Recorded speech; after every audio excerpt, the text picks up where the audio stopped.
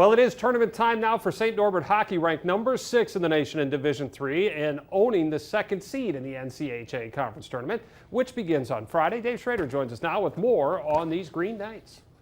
Hey, Chris, that's right. 6th in the nation and riding high on a 6-game win streak right now, including 2 road routs of arch nemesis Adrian, 6-2 and 5-0. And St. Norbert isn't just winning right now.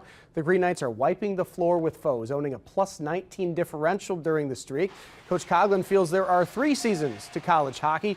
The first before the semester break, the second after the break, and the third starts when conference playoffs begin. Up first, a quarterfinal mini-series against Concordia, Wisconsin, which SNC split with in 2 regular season contests. Game 1 is Friday.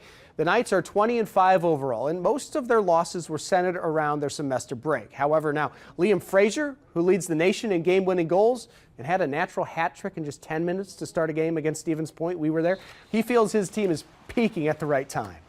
It's contribution from everyone. The team's playing the right way. We're sharing the puck around, and everyone's playing with intensity. You have to have goaltending. You have to have senior leadership. And frankly, your best players have to be your hardest workers. And we have a nice mix of that right now. The closer we get, the better we're going to play in the end of the day. Obviously, our goal all 4 years is to win national championships. But I think this year we have a very special group, a very connected group that could get the job done. SNC owns 5 D3 national crowns, but hasn't hung a banner since 2018. This year's squad is trying to continue their momentum towards that NCAA tournament, which will begin soon enough. Chris? Hi, Dave. Thank you. Well, the Phoenix